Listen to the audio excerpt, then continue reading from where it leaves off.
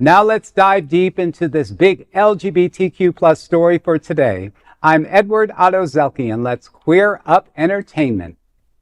SNL Breathtaking 50th anniversary pokes fun of its problematic gay history. The 50th anniversary special for Saturday Night Live brought back some of the most memorable cast and members and skits from its 939 episode history. Since the first episode in October of 1975, SNL has made much fun of pretty much everyone. In a special segment hosted by Tom Hanks, the show called out some of its more problematic skits. In his opening monologue for the skit, he said, quote, "As we celebrate the achievements of the past 50 years, we must also take a moment to honor those we've lost. Countless members of the SNL family taken from us too soon." I'm speaking, of course, about SNL characters and sketches that have aged horribly. But even through these characters, accents and let's just call them ethnic wigs were unquestionably in poor taste. You laughed at all of them. He went over racist skits like Rob Schneider in Brownface from his Mexican stereotype skits, as well as skits like sexualization of underage character Hermione from Harry Potter as played by Lindsay Lohan. They also featured the gay panic skit of Chris Kattan as Gay Hitler. Of course, gay fans loved a special skit featuring the viral character Domingo, a suave Latin man who has repeatedly appeared in skits where he seduces character Kelsey and leaves her husband Matt bewildered.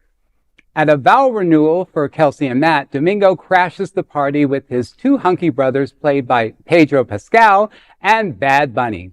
In a twist, it turns out that Ronaldo, played by Pascal, is actually Matt's ex-lover, a revelation that sent the internet into a frenzy.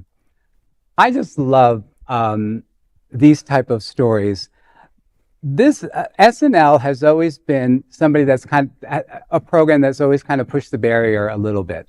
And you know, when you're on that long for 50 years, you know, and in a comic show, you know, you see the evolution of comedy. And you know, back then, 50 years ago, things that were funny are very inappropriate today. You know, you look at even TV shows, you know, some of the storylines are just very cringeworthy. And, you know, I look at myself when I first, and the things that I thought were funny back then, and I cringe at some of the things that I used to laugh at too. So, you know, kudos for them to point that out, because, you know, you could easily gloss over it and say that didn't happen or that was in a different time frame and stuff. But, you know, they kind of put it forefront for that way that they acknowledge the fact that it's something that it's evolved from them in terms of comedy. But I'm just very happy that it's a great skit and it's all in good fun for the most part. I love that they're having a bunch of the it's 50 years of SNL, so they have a bunch of documentaries and stuff like that on streaming, which are always interesting to watch. But it reminds me, like you said, of things that maybe were funny back then and they're not. You know, my wife was watching All in the Family the other day, and I was like, oh my God, what? They put that on TV? Like, holy crap, you know. Wow. But you know,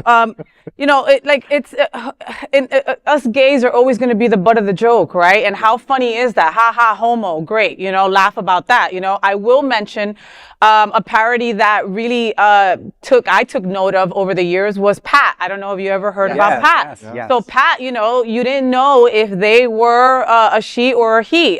They were a non-binary character, but they were never acknowledged as a non-binary character. So I personally thought it was very derogatory towards gender non-conforming folks and non-binary people, you know, but it was a very popular skit. It was very popular. You know, Julia Sweeney got many attacks, you know, from our community for playing that role.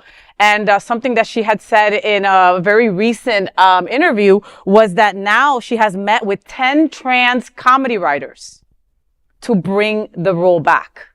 Oh, interesting. Wow. Okay, that's a different swing. All right, you want to make me laugh with some of the shit you used 10 years ago in a better way and still include me? I'm in. Right.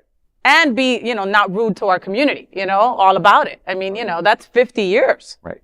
You know, so I think it's a great thing, you know, and and sometimes we can be so uptight about certain things, I you know, like I know. there's who is it coming from? You know, is what is the joke intended to and whatever not, you know. I feel Round face, Raul. yeah, but wait. But you laughed at it. I did. Well, you know, what we're laughing at sometimes is the absurdity of it. You know, Yes. you referenced All in the Family. You take a character like Archie Bunker, who will yeah. just say just about anything. I had an aunt like that growing up too. So I know exactly when you just speak whatever it is that's on your mind, and it could be racist and whatever it is that you're saying, and they're just in the moment, and you find that so funny. But you know, you as you get older, you evolve and you realize, you know, people have feelings and people come from different places, and not everybody's going to find that funny, and that's not everybody's story. So, you know, and that comes from becoming a human and having more of a heart as you get older. Yeah, So, yeah. So you got to find that balance, like Raul said. You can't not take it personally, but also respect the craft, right? Respect the comedy. Respect that they for 50 years have been trying to make all different kinds of people laugh. It's got to not be the easiest thing. And also either. don't give so much importance to certain things that do not deserve it. You know, if a joke, sometimes we make famous certain things that do not deserve to be famous. Right. Yeah. You know, just because certain things don't deserve our attention. All that attention. You know. Although you think about, I mean, I think about this time frame because unfortunately I'm from that time frame. But anyway, think of cartoons. yes. Think of Bugs Bunny. Think of the racism that was Awful. fake and, oh my God, yes, as a child that we lived through. And not Bugs even Bunny realize. we even did drag. Right. Anyway, Yes. Right. Yeah. And we All of didn't them did. recognize- Yes. Yeah. All of them. And So- kiss people. Yeah, and we lived through that, and that was Fred entertainment. Flintstone and Barney Rubble. I mean, come on. We all knew Betty and Wilma were together. Well, okay. My point. So that is the big LGBTQ story for today. There is no other queer nonprofit media platform like this in the entire world. Support our LGBTQ stories by subscribing and sharing Queer News Tonight.